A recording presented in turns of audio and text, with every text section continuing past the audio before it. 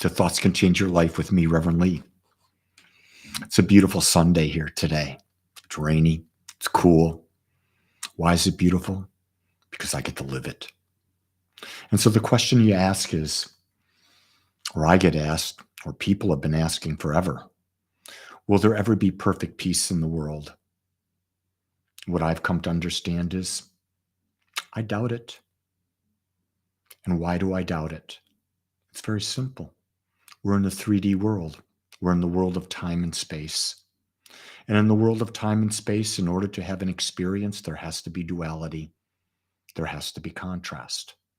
Without duality, without contrast, there's no experience. So to experience joy, there has to be sadness. To experience peace, there has to be conflict. We cannot experience anything without knowing the other side of it. So for you to appreciate a warm, beautiful, sunny day, there has to be a cold, miserable, rainy day. The question you have to ask yourself is, how are you looking at life? Are you looking at it through the eyes of balance? Knowing that everything is always in balance, everything will always come back to balance. It's just its natural way. So rather than thinking I'm going to have a life totally of peace, I would invite you to consider the idea of living a life that in the contrast is fulfilling to you. I think that's the key. And yesterday I did a values workshop with some beautiful souls, and they got to understand after the workshop, what did they value the most in life? What were their top 3 to 4 things that were really important to them? Then the question came up, I don't like what my values are. How do I change them? And we change our values for one reason and one reason only, because what we're doing right now is not fulfilling. It doesn't lift our heart. But when we lift our heart and we shift our values to things that really do juice us, that really are at the core of who we are and what we desire to experience and express, now we can have a fulfilling life. And so we don't see things as obstacles in the way. We see them as challenges along the way.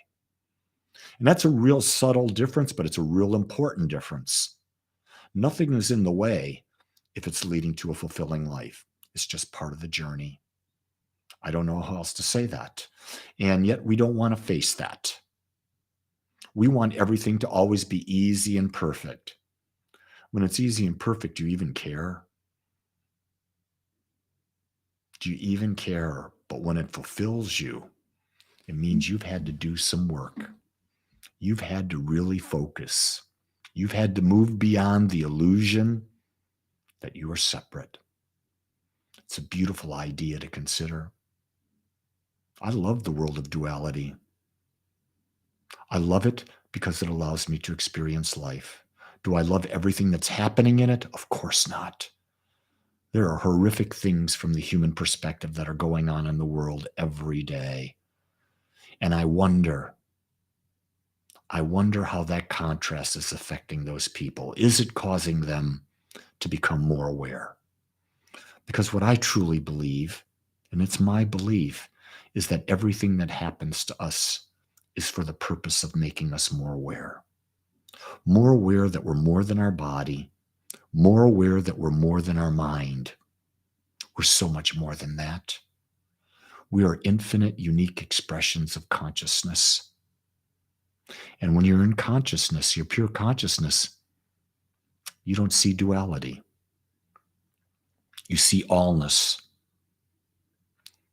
When you are in the 3D world, as a body and as a mind, there is contrast, and you can't run away from that. Stop trying to run away from it. You can have the most beautiful, beautiful, beautiful, beautiful meditation experience, and you come out of it, you're back in the world of 3D.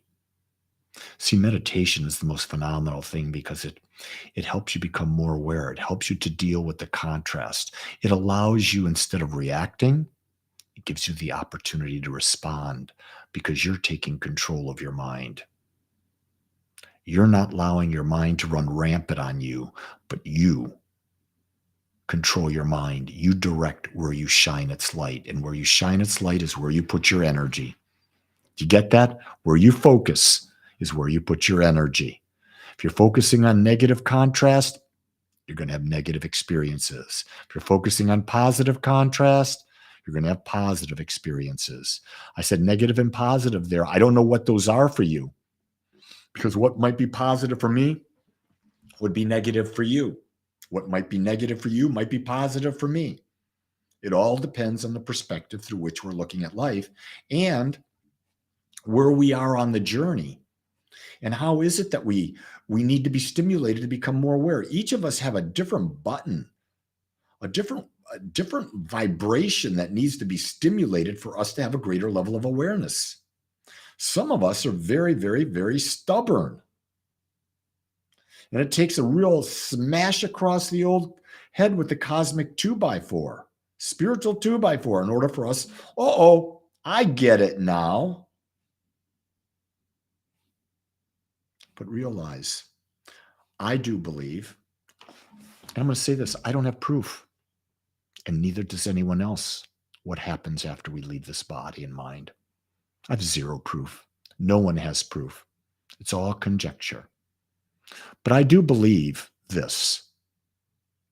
If I am aware, and you're aware, and we can communicate, that means there's an awareness, more than mine, more than yours.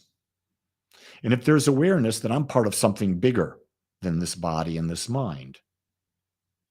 And that doesn't have a body and mind, and I believe that it is consciousness. And I believe that consciousness has always been around. From the very beginning, there is no beginning. It's just eternal.